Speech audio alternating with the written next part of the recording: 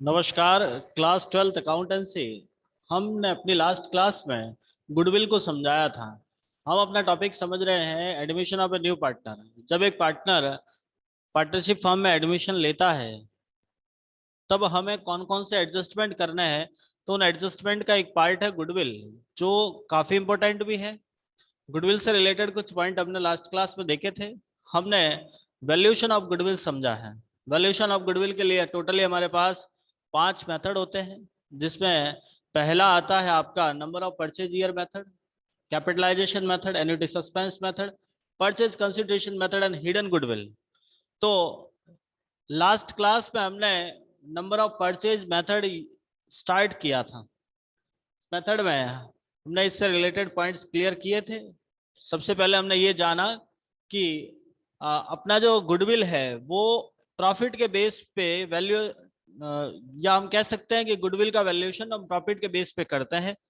और जनरली हमारे पास दो टाइप का प्रॉफिट होता है, average profit and super profit. Last class में हमने आपको एवरेज प्रॉफिट समझाया था। एवरेज प्रॉफिट क्या होता है? तो जब कुछ वर्षों के लाभों के योग में वर्षों की संख्या का भाग देते हैं तो उससे जो प्रॉफिट प्राप्त होगा उसी को हम एवरेज प्रॉफिट कहते हैं। जनरली गुडविल निकालने का फॉर्मूला रहता है average profit into number of purchase year. Average profit निकालने के लिए हमने एक फॉर्मूला यूज किया था, total of adjusted profit upon number of year. Adjusted profit के लिए हमने कुछ एडजस्टमेंट भी देखे थे, जहां एबनॉर्मल लॉस को ऐड करते हैं, एबनॉर्मल प्रॉफिट को लेस करते हैं। Income from non trade investment less होता था, पार्टनर्स रेम्यूनरेशन लेस होता है, under valued of opening stock and over valued of closing stock हमने लेस किया। क्यों किया उससे रिलेटेड हमने ट्रेडिंग अकाउंट बना के समझाया भी था। Next, over valued of opening stock and under valued of closing stock हमने ऐड किया। ये क्यों किया, इससे रिलेटेड भी हमने पॉइंट लास्ट क्लास में देखा था। तो ये था आपका एवरेज प्रॉफिट के बेस पे गुडविल कैसे निकलती है। आज हम स्टार्ट करते हैं सुपर प्रॉफिट के आधार पर। सेकेंड पॉइंट आता है सुपर प्रॉफिट के बेस पे आप गुडविल की वैल्यूएशन कैसे करोगे। तो दूसरा लिखते हैं अपन अधिलाभ। अधिलाभ के आधार पर अधिलाभ को बोलते हैं सुपर प्रॉफिट। देखिए, सुपर प्रॉफिट का मतलब होता है, इसको लिखते हैं हम औसत लाभ का सामान्य लाभ से, सामान्य लाभ पर आधिक्य। औसत लाभ का सामान्य लाभ पर आधिक्य अधिलाभ कहलाता है। अधिलाभ कहलाता है। देखिए, अपने पास यहाँ पे 3 वर्ड आ गए हैं। मैं थोड़ा सा इन तीनों को डीपली डिस्कस करने की कोशिश करूंगा। सबसे पहला आता है अधिलाभ। एक है आपके पास औसत लाभ, एक होता है आपका सामान्य लाभ। देखिए, एक पॉइंट हम पहले तो समझना, सामान्य लाभ को हम वास्तविक लाभ भी बोलते हैं। वास्तविक लाभ आपकी फर्म को कंटिन्यू चलने के लिए, हमारी जो फर्म है उसको लगातार चलने के लिए लाभ की आवश्यकता होती है। बिना लाभ के अपनी फर्म रेगुलरली नहीं चल सकती है। क्यों नहीं चल सकती? क्योंकि आपको जब तक प्रॉफिट नहीं होगा आप अपने उस बिजनेस को सरवाइव नहीं कर सकते हो। तो हमें प्रॉफिट होना अनिवार्य है यदि आपको आगे चलना है। तो हमारी गुडविल का वैल्यूएशन हम करते हैं या तो सुपर प्रॉफिट के बेस पे या करते हैं एवरेज प्रॉफिट के बेस पे। पहले तो हम इन तीनों को थोड़ा सा डीपली समझ लेते हैं कि आखिर सुपर प्रॉफिट, एवरेज प्रॉफिट और नॉर्मल प्रॉफिट होता क्या है। सबसे पहले बात करते हैं एवरेज प्रॉफिट। एवरेज प्रॉफिट का मतलब होता है एक्चुअल प्रॉफिट, जितना आपने कमाया है। एक्चुअल प्रॉफिट जो आपने, जितना आपने अर्न कर लिया है। हर साल आप पैसा कमा रहे हो, जितना प्रॉफिट आपको हो रहा है उसी को हम बोलते हैं एवरेज प्रॉफिट। ये वो अमाउंट होता है जितना आपने एक्चुअली अर्न कर लिया होता है। नॉर्मल प्रॉफिट एक ऐसा प्रॉफिट होता है जितना हमें होना कंपलसरी है अपने बिजनेस को सरवाइव करने के लिए। देखिए, आपका बिजनेस हम अपने बिजनेस को सरवाइव करने के लिए एक फिक्स पॉइंट डिसाइड कर लेते हैं कि इतना पैसा तो हमें आवश्यक है ही है, जरूरी है, इतना प्रॉफिट नहीं होगा तो आप बिजनेस सरवाइव ही नहीं कर सकते हो। तो नॉर्मल प्रॉफिट एक ऐसा लाभ होता है जो हमें अर्न करना कंपलसरी होता है। इतना पैसा तो आपको अपने बिजनेस को सरवाइव करने के लिए कमाना ही पड़ेगा। और तीसरा होता है अधिलाभ, जिसको हम बोलते हैं सुपर प्रॉफिट। सुपर प्रॉफिट का मीन्स होता है कि आपका एवरेज प्रॉफिट नॉर्मल प्रॉफिट से कितना ज्यादा आया है। भाई नॉर्मल तो एक ऐसा पॉइंट आपने डिसाइड कर लिया कि मंथली मुझे ₹1,00,000 तो मिलना ही चाहिए, ₹1,00,000 नहीं मिला तो मैं बिजनेस ही नहीं चला पाऊंगा। ऐसा आपने डिसाइड कर लिया कि कम से कम ₹1,00,000 तो आपको मिलना ही चाहिए। अब आपको एक्चुअली 1,50,000 प्रॉफिट हो गया, ये एक्चुअल प्रॉफिट है, ये नॉर्मल प्रॉफिट है। अब आपको एक्चुअली 1,50,000 हो गया तो आपका जो 50,000 है वो हमारा सुपर प्रॉफिट होगा। आया समझ में? तो हमारे यहाँ पे 3 अलग अलग टाइप के प्रॉफिट आते हैं, एवरेज, सुपर एंड नॉर्मल। अब गुडविल निकालने के लिए आपके पास 2 अलग अलग प्रॉफिट है, या तो आप इसी पे निकालो जो हमने पिछले टॉपिक में क्लियर किया था या कल की क्लास में क्लियर किया था, एवरेज प्रॉफिट में। सेकंड, कभी कभी क्या होता है, कोई लोग ये कहते हैं कि नहीं हमारी गुडविल तो सुपर प्रॉफिट पे कैलकुलेट होगी, नॉर्मल तो हमको कमाना ही था, इसमें हमने क्या बड़ा काम कर लिया, नॉर्मल प्रॉफिट तो हमको कमाना ही था, इसको हम अपनी गुडविल नहीं मानते हैं। लोगों का थिंकिंग रहता है।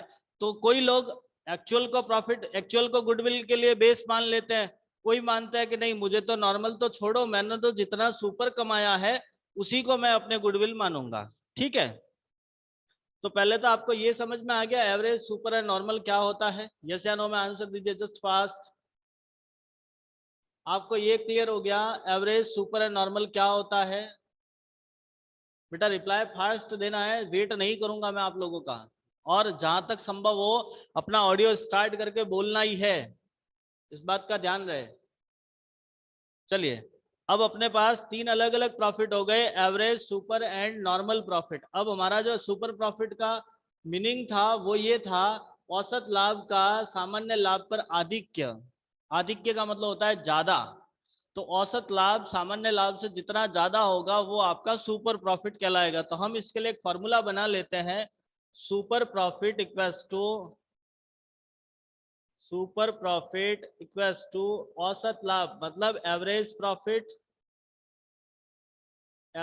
Profit minus normal profit. ये आपका सुपर प्रॉफिट का फॉर्मूला आ गया। बिल्कुल जैसा इसका मीनिंग है उसी के बेस पे हमने फॉर्मूला बना लिया। कोई डाउट? फॉर्मूला समझ में आ गया? सुपर प्रॉफिट का फॉर्मूला होता है average profit minus normal profit. अब एवरेज प्रॉफिट हमने पिछली क्लास में देखा ही था कैसे निकालना है। एवरेज प्रॉफिट तो पूरा हमने प्रोसेस पूरा का पूरा समझा ही है। ये जो प्रोसेस आपको समझाया था यही आपका एवरेज प्रॉफिट का फॉर्मूला था। ये देख लीजिए, एवरेज प्रॉफिट ऐसे निकलता है। आया समझ में? तो आपको एवरेज तो ऑलरेडी पता ही है, हमें एवरेज तो निकालना ही नहीं है, मतलब हमको पता है। नेक्स्ट, दूसरा पॉइंट आता है नॉर्मल प्रॉफिट। एवरेज तो पता है ना, फिर भी चलो मैं लिख देता हूं। एवरेज प्रॉफिट इक्वल्स टू, निकालोगे कैसे, टोटल ऑफ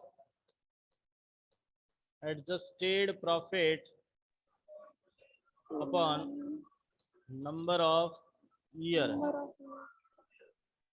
एक पॉइंट आता है, फिर आता है नॉर्मल प्रॉफिट। अब नॉर्मल प्रॉफिट को कैसे निकालना है?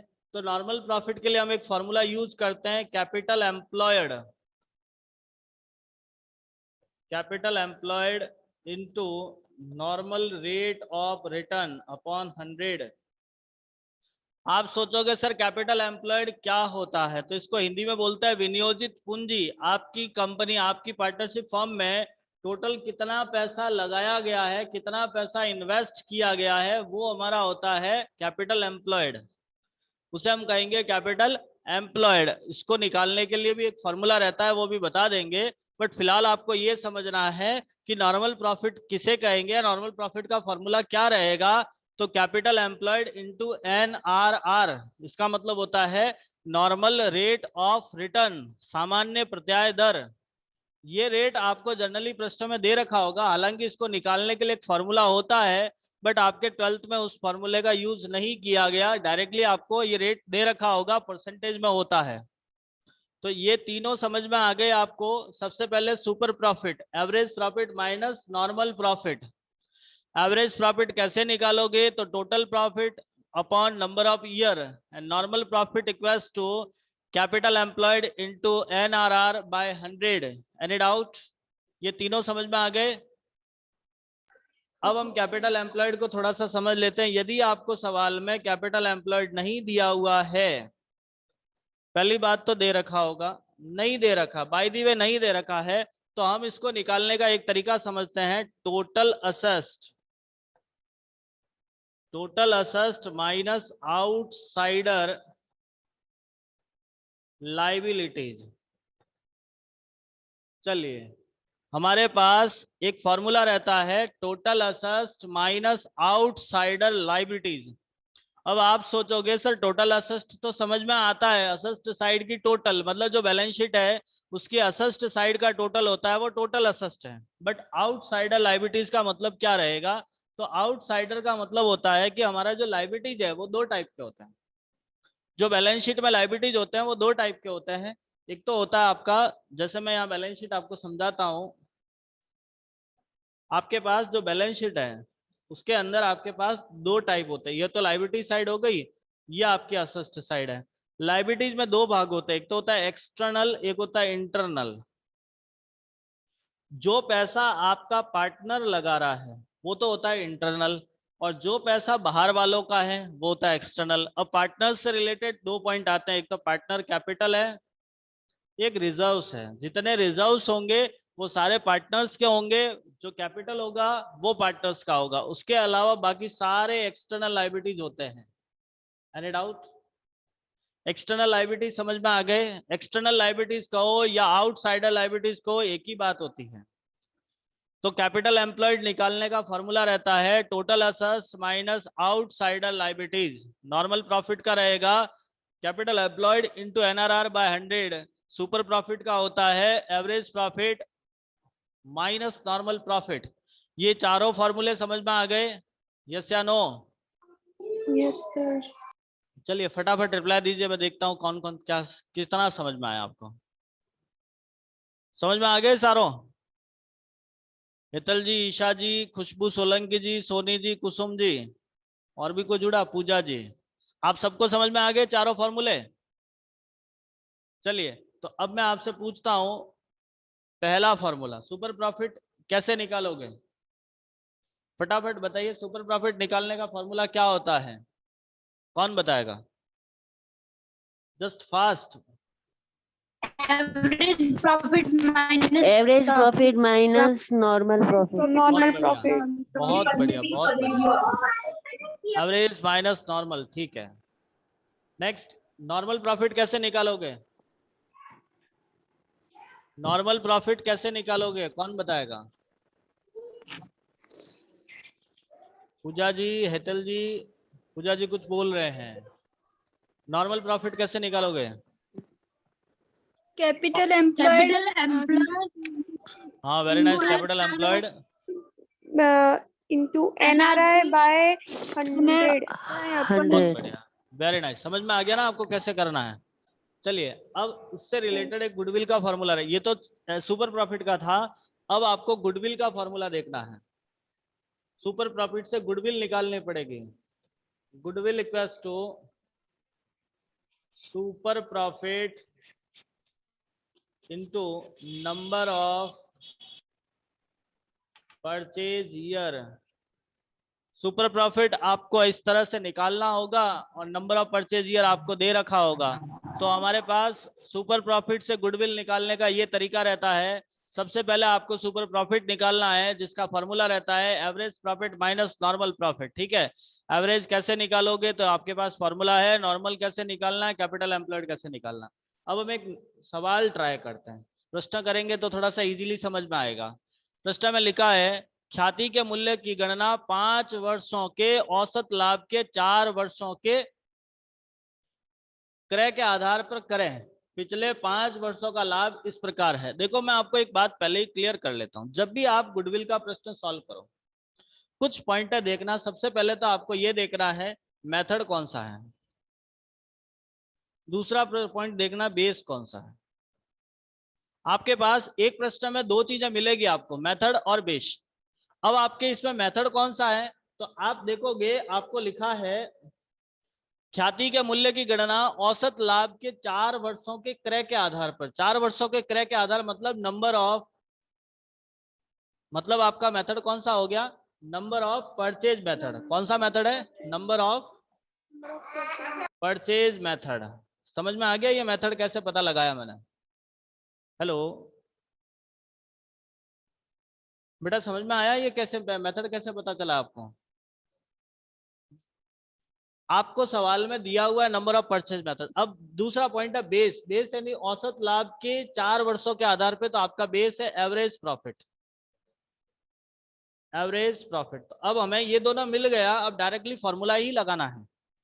जब हमें ये दोनों चीजें पता चल गई तो अब गुडविल का फॉर्मूला लगाना है। एवरेज प्रॉफिट के बेस पे आपको गुडविल निकालना है, मतलब ये वाला काम करना है। आया समझ में?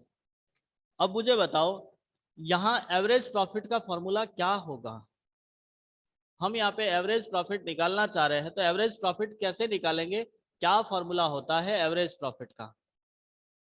एवरेज प्रॉफिट क्या फॉर्मूला होता है, जस्ट फटाफट रिप्लाई कीजिएगा बेटा। क्या फॉर्मूला होता है एवरेज प्रॉफिट का? हेतल जी, ईशा जी, खुशबू सोलंकी जी, खुशबू सोनी जी, कुमकुम जी, पूजा जी। Total of adjusted profit upon number of year. Very nice. थोड़ा जोर से बोलिएगा, समझ में आ जाएगा। चलिए, total of adjusted profit upon number of year. अब यहां पर हमने लिखा total of adjusted profit upon number of year. अब आप यहां देखोगे यहां कोई एडजस्टमेंट नहीं दिया हुआ है, डायरेक्टली प्रॉफिट दिए हुए हैं। 2012 में थे आपके पास 40,000, 2013 में थे 50,000, फिर आपके पास 50,000, सॉरी 60,000, फिर वापस 50,000 और 60,000। कितने वर्ष हो गए? नंबर ऑफ ईयर का मतलब काउंट करो, 1 2 3 4 5, 5 साल। अब आप इन सब का टोटल लगाओ, कितना हो गया? 50 50 100, 1 लाख, 1 लाख, 2,20,000, 2,20,000 और ये हो गया आपके 2,60,000। सही है? टोटल 2,60,000 सही है या नहीं है? बताओ रे बेटा फटाफट। ठीक है यार, तुम लोग रिप्लाई सही नहीं देते टाइम पे। Yes, sir. सही है, 2,60,000। sir. अब डिवाइड लगाओ 5 Yes, का, sir. कितना आता है? 5 का डिवाइड लगाओ, कितना आएगा? 2,60,000 डिवाइड बाय 5 कितना होगा? 2,60,000 डिवाइड बाय 5 वैल्यू आएगी आपके पास 52,000। ये हमारा एवरेज प्रॉफिट आ गया। 2,000. एवरेज प्रॉफिट आ गया 52,000। अब आपको गुडविल निकालनी है। अब यहाँ पे हम गुडविल का फॉर्मूला लिखेंगे। हम यहाँ पे गुडविल का फॉर्मूला लिखेंगे, लिखते हैं गुडविल। गुडविल इक्वल्स टू क्या फॉर्मूला होता है? गुडविल का क्या फॉर्मूला होता है? एवरेज प्रॉफिट के बेस पे गुडविल निकालने का क्या फॉर्मूला होता है? बताया था ना मैंने आपको। Super profit into number of year. Average profit into number of purchase year, न कि सुपर प्रॉफिट। सुपर प्रॉफिट यदि आपको अधिलाभ के आधार पर लिखा होता तब हम सुपर प्रॉफिट यूज करते। हमको यहाँ पे औसत लाभ लिखा है, इसलिए हमको एवरेज प्रॉफिट यूज करना है। Average profit into number of purchase year. अब हमारे पास एवरेज प्रॉफिट 52,000 है, into number of purchase year ये वाला। आपको सवाल में नंबर ऑफ परचेज ईयर 4 दिया हुआ है। कितने हैं? 4। अब इन दोनों का गुणा कर लिया, 2,08,000 आपका गुडविल आ गया। Any doubt? समझ में आया गुडविल? सवाल समझ में आया नहीं आया? Yes, sir. चलिए अगला प्रश्न देखते हैं। इसका आप स्क्रीनशॉट ले लीजिए, इसको आपको सॉल्व करना है। चलो ले लीजिए फटाफट इसको स्क्रीनशॉट। नेक्स्ट अगला सवाल ट्राई करते हैं। समझ में आ रहा है गुडविल कैसे निकालना? बहुत आसान है बेटा, और 100% एग्जाम में आता है। आसान बहुत है, 100% एग्जाम में आता है, तो इसको आप बहुत अच्छे ढंग से तैयार कर लीजिएगा। केवल फॉर्मूला लगाना है और सॉल्व करना है। जैसे हम अगला प्रश्न देखते हैं। प्रश्न में लिखा, व्यवसाय में विनियोजित पूंजी, विनियोजित पूंजी को बोलते हैं कैपिटल एम्प्लॉयड। इंग्लिश में लिखते हैं कैपिटल एम्प्लॉयड। मतलब हमारे पास कैपिटल एम्प्लॉयड 2 लाख दिया हुआ है। फर्म की पूंजी पर प्रत्याय दर नॉर्मल रेट ऑफ रिटर्न 15%। वर्ष 2016-17 के दौरान फर्म में 48,000 रुपए का लाभ हुआ। एक्चुअल प्रॉफिट हो गया 48,000। ख्याति की गणना अधिलाभ के 3 वर्षों के आधार पर, मतलब आपका सुपर प्रॉफिट बेस है।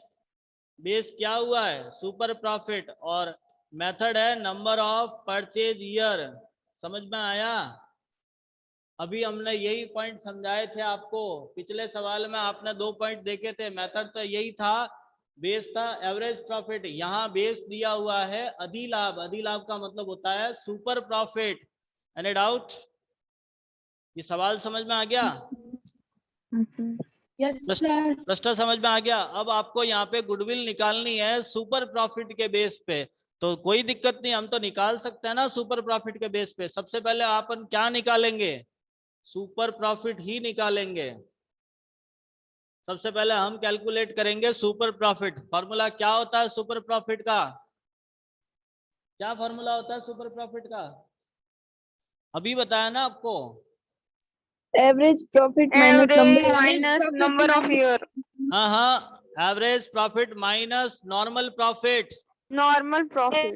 हाँ, average minus normal profit, it is the formula of super profit. Now we are calculating the super profit, not is goodwill. Formula of goodwill equals to super profit into number of purchase year. हम यहाँ पे super profit निकाल रहे हैं। Formula होता है average profit minus normal profit. Very nice. अब देखो, एवरेज कहो या एक्चुअल कहो एक ही बात है। हमने अभी समझाया था कि यदि आपको एवरेज प्रॉफिट कहा जाए या एक्चुअल प्रॉफिट कहा जाए एक ही बात है। मतलब हमारे पास एक्चुअल प्रॉफिट दिया हुआ है, that mean it is the average profit. Average and actual is same, so average profit is 48,000, but normal profit is not given. हमारे पास नॉर्मल प्रॉफिट नहीं है, तो आप क्या करोगे? जब नॉर्मल नहीं है तो आप क्या करोगे? निकाल दोगे? क्या आप नॉर्मल प्रॉफिट निकाल सकते हो? हाँ बोलो बेटा, फटाफट बोलो। Are you find normal profit? What is the formula of normal profit? What is formula of normal profit? Now our formula equals to normal profit equals to capital employed into normal rate of return. Capital employed into normal rate of return by 100. Very nice. Here our capital employed is 2 lakh already given. Capital employed already दिया हुआ है। कितना दिया हुआ है? 2 lakh into normal rate of return is 15%. So our normal profit equals to 30,000. Any doubt? ये 30,000 समझ में आ गया? ये 2 जीरो से 2 जीरो गया, 2 हाँ। अब actual profit is 48,000, normal is 30,000, so our super profit equals to 18,000. Super profit कितना होगा? 18,000। समझ में आया ये? 18,000। हाँ, अब आपको निकालनी है गुडविल। अब हमारे पास गुडविल का फॉर्मूला लिखना है। अब बेटा बताइए गुडविल का क्या फॉर्मूला होगा?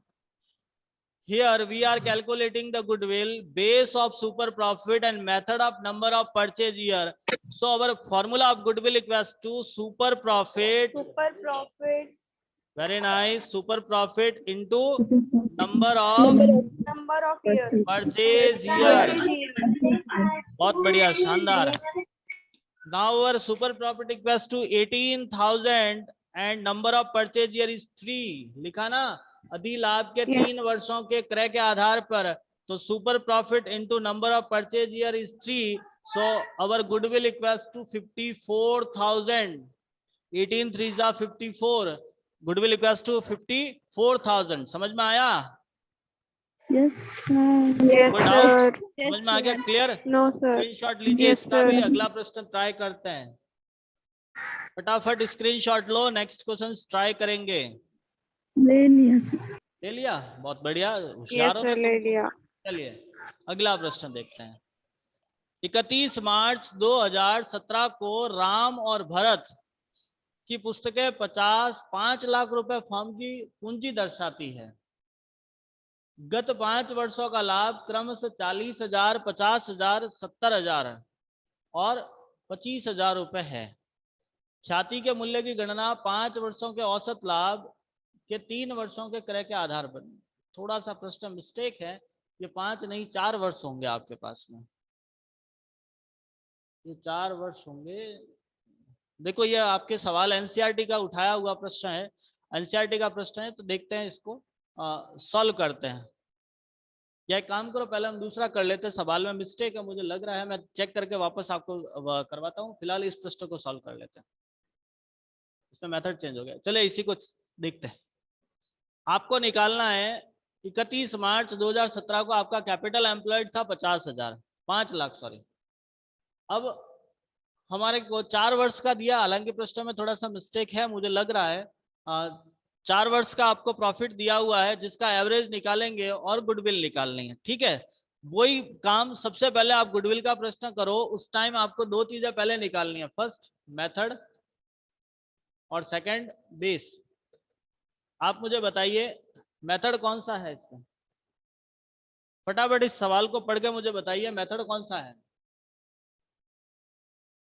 बोलो।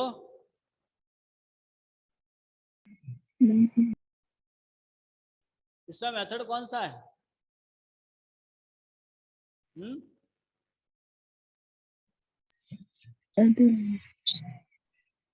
Number of purchase year method है।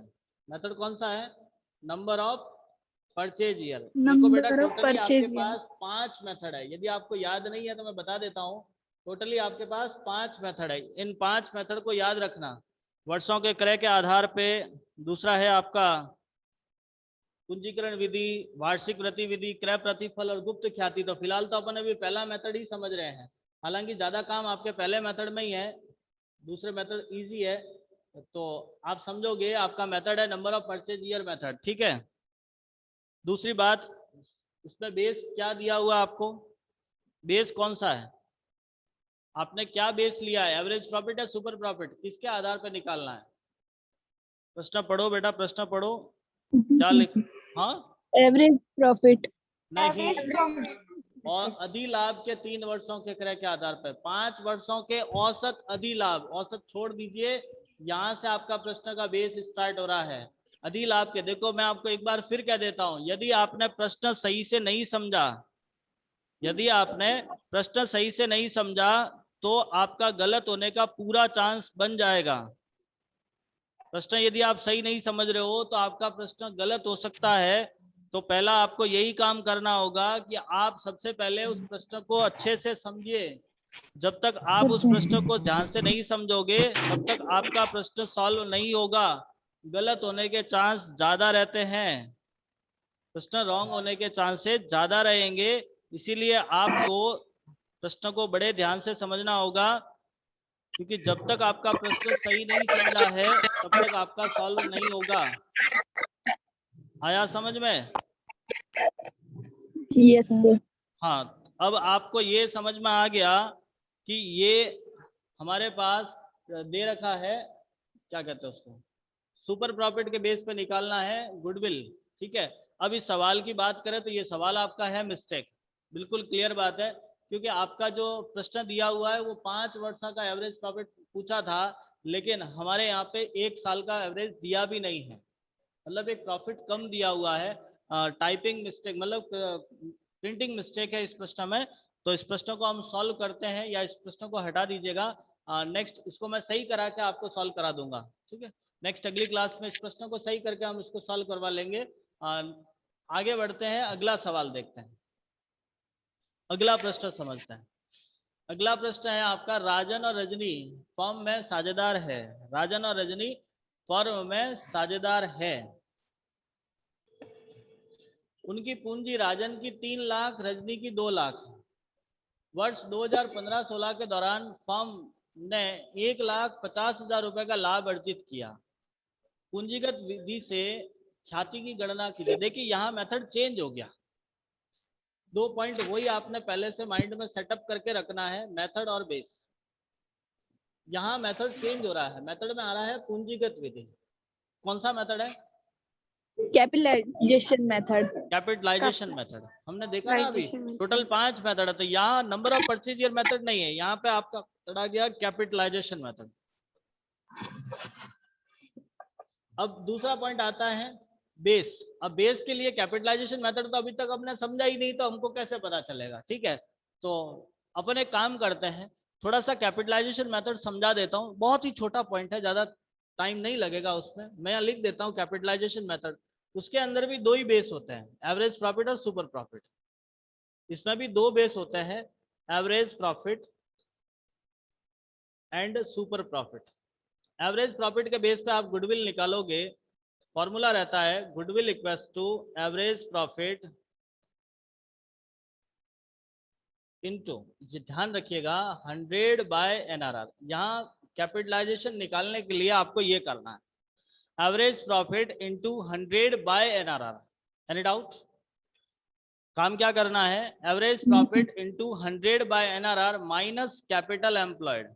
फॉर्मूला होता है ये, माइनस कैपिटल एम्प्लॉयड। ये होता है एवरेज प्रॉफिट के बेस पे। Goodwill equals to average profit into 100 by NRR minus capital employed. ये तो है आपका एवरेज प्रॉफिट के बेस पे। और सुपर प्रॉफिट के बेस पे यदि निकालना है तो फॉर्मूला होता है goodwill equals to super profit into 100 by NRR। बस इसमें इतना ही करना है। अब सुपर कैसे निकालना है वो तो आपको पता ही है, अभी पिछले सवालों में हमने निकाला है, तो हमें जानते ही है हम सुपर प्रॉफिट कैसे निकालना है। तो गुडविल निकालने के लिए अब यहाँ ध्यान रखना, कैपिटलाइजेशन मेथड में चाहे आप एवरेज से निकाल रहे हो या सुपर से निकाल रहे हो, दोनों में आंसर सेम आता है। कैपिटलाइजेशन मेथड में दोनों में आंसर सेम आएगा, बाकी मेथड में ऐसा नहीं है।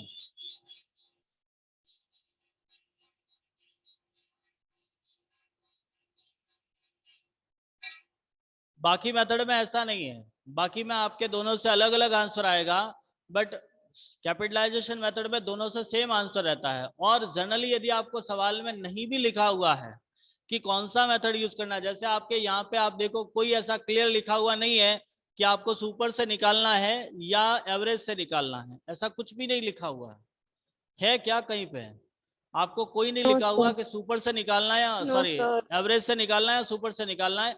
तो आप किसी भी मेथड का यूज कर सकते हो, दोनों में से किसी का भी यूज किया जा सकता है, जो भी आपको सुटेबल लगे, दोनों में से किसी का भी यूज करके आप इसको सॉल्व कर सकते हैं। Any doubt? समझ में आ रहा है क्या करना है? तो ये कैपिटलाइजेशन मेथड समझ में आ गया आपको? जी अब सर। इससे रिलेटेड हम क्वेश्चंस नेक्स्ट अगली क्लास में करते हैं, लेकिन मैं आपको एक अभी इसके होमवर्क सेंड कर रहा हूँ, इससे रिलेटेड कुछ प्रश्न भेज रहा हूँ। जितना अपन ने पढ़ लिया है, जैसे अपन ने फर्स्ट मेथड तो क्लियर कर लिया है, फर्स्ट मेथड में कोई डाउट है आपको? जो अभी हम नंबर ऑफ परचेज ईयर वाला मेथड था उसमें कोई डाउट है? अभी समझाया ना आपको? कोई डाउट है तो आप बता दीजिएगा, नहीं है तो अपन अभी मैं जस्ट आपको सेंड कर रहा हूँ इससे रिलेटेड क्वेश्चंस। आप कोशिश कीजिएगा उन प्रश्नों को सॉल्व करने के लिए। बेटा बहुत अच्छा टॉपिक है, मैं सीरियसली बता रहा हूँ, इंटरेस्टिंग टॉपिक है। आप इसके सवालों को ट्राई करोगे तो इंटरेस्ट आएगा आपको पढ़ने में। आप उन प्रश्नों को ट्राई कीजिएगा, सॉल्व कीजिएगा। जो प्रश्न समझ नहीं आएगा वो हम डायरेक्ट बोर्ड पे सॉल्व करवा लेंगे फिलहाल, बट आपको पहले खुद को ट्राई करना है। कर लोगे? Okay sir. हाँ सर। ठीक है, नेक्स्ट इससे आगे हम अपनी अगली क्लास में देखते हैं। कोशिश कीजिएगा इसको समझना, और बाकी जो सवाल कराए हैं उनको आपको नोटबुक में करने हैं। ये कॉन्सेप्ट लिखना है, कॉन्सेप्ट के लिए मैं आपको नोट्स आज भेज दूंगा ताकि आप अपने कॉन्सेप्ट को लिखते। देखिए काम कीजिएगा, एक नोटबुक अलग रखिएगा, एक अलग नोटबुक में कॉन्सेप्ट अलग लिखना है और प्रैक्टिस अलग करनी है। 2 नोटबुक बना लीजिए, एक तो कॉन्सेप्ट की, एक प्रैक्टिस की। कॉन्सेप्ट का मतलब जो ये सारी चीजें जैसे ये मैंने लिखा है, ये समझाया है, वो सारा एक कॉन्सेप्ट में एक साथ लिखिएगा ताकि आपको समझने में आसानी रहेगी। जो हम नोट्स भेजते हैं उनको एज इट इज आप अलग नोटबुक में लिख दीजिए और एक दूसरी नोटबुक में प्रैक्टिस जिसमें सारे सवाल करने हैं। ये जो प्रश्न मैं बोर्ड से करा रहा हूँ वो एनसीईआरटी के प्रश्न हैं। हम आपको होमवर्क में भेजे तो उसके ऊपर आप एज ए होमवर्क लिख के उसको अलग से कीजिएगा ताकि आपको पढ़ने में मजा आएगा, समझ में आएगा ये प्रश्न कौन सा है, कहाँ से किया है। ठीक है, तो कोशिश कीजिएगा समझने की। नहीं समझ में आया तो आप बता दीजिएगा। धन्यवाद। 1 मिनट बेटा, आपने अटेंडेंस लेना है।